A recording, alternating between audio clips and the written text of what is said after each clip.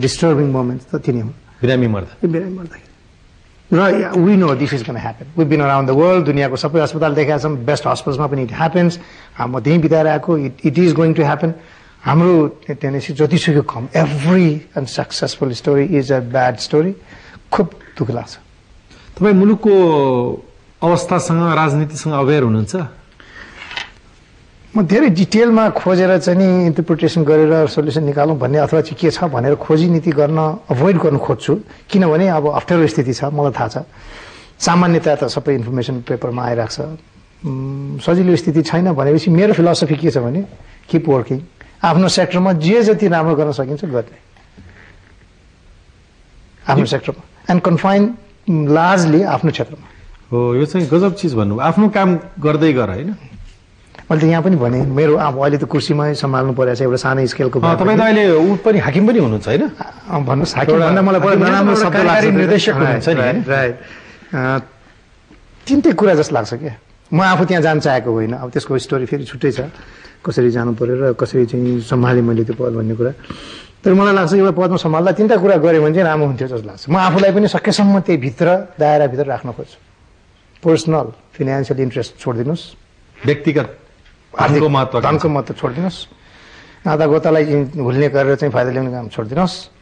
र रेगुलर भइदिनुहोस् आफ्नो सर्भिसभित्र यो तिनवटा चिज मात्रै हामी गऱ्यौँ भने स्पेसल्ली एक्जिक्युटिभ पोजिसनमा हुनेले धेरै काम अटोमेटिकली हुन्छ जस्तो लाग्छ मलाई अब मैले गरेको छु कि छैन काम त अब जजमेन्ट त बाहिर हुँदैछ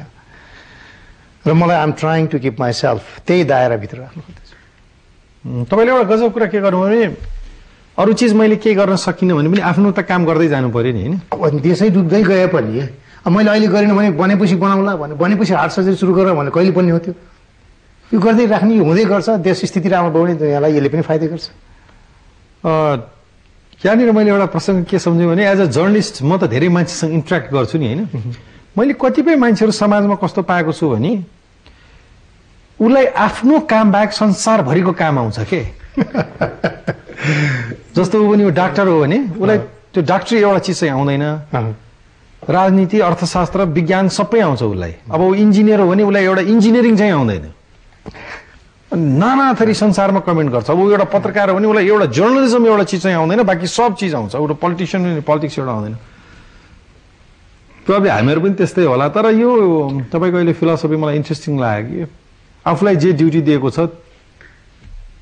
इभेन्चुअली हुने त त्यही हो दुनियाँ त्यसरी नै राम्रो चलेको छ सबले आफ्नो काम गर्ने त हो नि हैन आफ्नो काम डेजिग्नेटेड काम आफ्नो काम थाहा पाउनु पर्यो कति कुरा कन्साइन्सले गर्ने पनि छ कति कुरा नियमले लले या रेगुलेसनले दिएको काम पनि छ रेगुलेसन त पुरा गर्ने मिनिमम ड्युटी नै हो कन्साइन्सले गर्ने चिज त्योभन्दा एडिसनल ड्युटी हो अब दुइटै भए त असाध्यै राम्रो नत्र कमसेकम रेगुलेसनले जब डिस्क्रिप्सनमा परेको काम गऱ्यो भने त बिस्तारै हुँदै जान्छ नि त्यो पाल्पाको गाउँबाट उठेर आएर अहिलेसम्म यहाँसम्म आइपुग्दा आफ्नो जिन्दगीलाई तपाईँले पछाडि फर्केर हेर्दा चाहिँ कस्तो महसुस गर्नुहुन्छ म I feel very privileged and proud कि मैले यत्रो अपर्च्युनिटी मेरो मनमा ड्रिम थियो डाक्टर हुन्छु कि हुन्न भन्ने चाहिँ नि जहिले पनि सन्देह हुन्थ्यो त्यसपछि सर्जन हुन्छु कि हुन्न भन्ने सन्देह हुन्थ्यो सर्जन भइसकेपछि हार्ट सर्जरी गर्ने मन बोल्न नसक्ने त्यो स्थिति पार गर्दै गर्दै गर्दै आएर राम्रै ठाउँको अपर्च्युनिटी पनि छोडेर म यो ठाउँमा आएर इस्टाब्लिस्ड प्र्याक्टिसमा गर्न पाइरहेको छु र अहिले एउटा एक्जिक्युटिभ रोल पनि खेल्दैछु मलाई चाहिँ असाध्यै आनन्द लाग्छ कि मैले केही हदसम्म यही सोसाइटीमा जन्मेकै कारणले म यो सब खुड्किलो पार गर्दै गएको हुँ केही रिटर्न मैले दिन पाउँदैछु अब अगाडिको सपना के छ तपाईँको अब त सर्टेन डिग्री अफ दायित्व पनि भएको कि अब यो फिल्डलाई स्ट्रेन्थन गर्ने फ्युचर जेनेरेसन्सहरूलाई चाहिँ कसरी हेल्पफुल हुन सकिन्छ हेर्ने यसलाई इस्टाब्लिस गर्ने अटो पाइलटमा राख्नु पर्यो one man show is not gonna last long म वान म्यान सो पनि छ भन्दिनँ is not one man show तर त्यही हो त्यसैमा मजा छ अब चाहिँ नि group establish programmes internationally recognizable हुनु पर्यो मान्छेले त हामीलाई नेपालमा किन जान्छस् भन्ने बेलादेखि अब कमसेकम त्यहाँ केही भइरहेछ भन्ने थाहा हुन थाल्यो त थाहा भइरहेको मात्रै भएन